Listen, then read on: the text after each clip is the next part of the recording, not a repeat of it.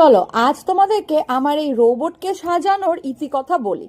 হ্যাঁ, এই হচ্ছে একটা রোবট যার খিদে পায় না, ঘুম পায় না, হাসি পায় না, কান্না পায় না, কিছুই পায় না। ওরা যন্ত্র দিয়ে তৈরি না, ওদের রিয়েল স্কিন বলে কিছুই হয় না, ওদের রিয়েল হেয়ার বলেও কিছু হয় না। তাই সেই মতন আমি আমার রোবটকে প্রথমে টোনার হিসেবে অ্যাপ্লাই করে নিয়েছিলাম রিকোডের গ্রিপ স্প্রে। যেহেতু আমার এই রোবটটি একদম ভরপুর গরম এপ্রিল মাসে পদার্পণ করেছিলেন পৃথিবীতে, তাই ভেবেই নিয়েছিলাম একটা ওয়াটার রেজিস্ট্যান্ট মেকআপ করবো। সেই মতো Dot and Key gel base ময়শ্চারাইজারটা ইউজ করে নিয়েছিলাম। স্কিন প্রিপারেশনটা ঠিকঠাক হয়েছে কিনা সেটা চেক করে নেওয়ার পর রিকোডের এসব বেস প্রাইমারটাও লাগিয়ে নিয়েছিলাম। স্কিনটা ঠিকঠাক প্রিপারেশন হয়েছে কিনা চেক তো করতেই হবে, কারণ রোবট বলে কথা, তার স্কিন তো আর আমি হাত দিয়ে বুঝতে পারবো না, যন্ত্রপাতি তাই না।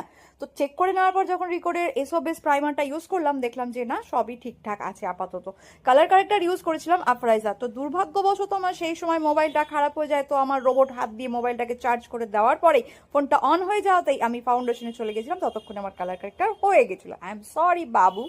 ফাউন্ডেশন নিয়েছিলাম ম্যাকাসিমিয়ার ভেলভেটি ফিনিশ ফাউন্ডেশন, যেটার কভারেজ তো অসাধারণ, তোমরা অনেকেই জানো। প্রথমে আমি ব্রাশ দিয়ে আমার রোবটের খানাখন্দ মানে খাপ খচুর যেখানে যেখানে ছিল সম্পূর্ণ জায়গাতেই ইউজ করে নিয়েছিলাম ফাউন্ডেশনটা ভালো করে অ্যাপ্লাই করে নেওয়ার পরে ব্লেন্ডার দিয়ে ব্লেন্ড করেছিলাম। আরে যতই রোবট হোক, তারও তো স্কিনে কিছু একটু প্রবলেম থাকতেই পারে, তাই না বলো? কিন্তু তোমাদের অনেকেরই ধারণা রোবটের স্কিনে কিন্তু কোনো রকম প্রবলেম থাকে না, থাকতে পারেই না।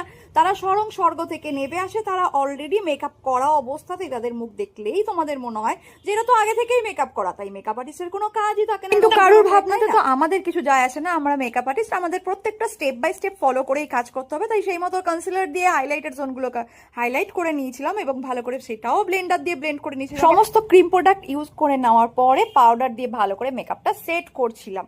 এবং সেট করার সময় এটা ভালো মতন আমাকে খেয়াল রাখতে হয়েছে যেন আমার রোবটের নাকে চোখে না ঢুকে যায় পাউডার। বাবারে বাবা বললে হবে, রোবট বলে কথা। আচ্ছা, তোমাদের একবারও মনে হচ্ছে না যে আমি বারবার এই মেয়েটিকে রোবট কেন বলছি? হ্যাঁ, সেটাও তোমাদেরকে বলবো।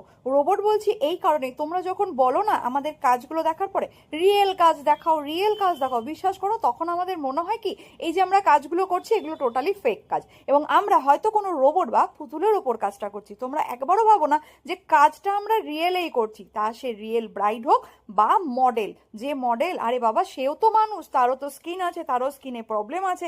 তো তাদেরকেও আমরা সেভাবেই সাজাই যেভাবে একটা রিয়েল ব্রাইডকে রেডি করি, কিন্তু তোমরা এটা কিছুতেই অ্যাকসেপ্ট করতে পারো না। তাই এবার থেকে যে ফেসে কাজ করবো সেগুলোকে রোবট বলেই সম্বোধন করবো। ও হ্যাঁ, কথার মাঝখানে বলতে ভুলেই গেছিলাম যে পাউডারটা ইউজ করেছিলাম ফরএভার 52, হাইলাইটার ইউজ করেছিলাম ফরএভার 52, সেটার ভিডিও ক্লিপ নেওয়া হয়নি। I am really sorry. আর হ্যাঁ, যে মেয়েটিকে তোমরা দেখছো ও রিয়েলে মানুষ, ও সত্যি। আর হ্যাঁ, এই যে ভিডিও ক্লিপগুলো দেখছো এগুলো সবটাই কিন্তু আমার ফোনে তোলা, সামনে একটা ছোট্ট রিং লাইট দিয়ে। না তোমার আইফোন আছে, না তোমার ডিএসএলআর ক্যামেরা আছে বাপু।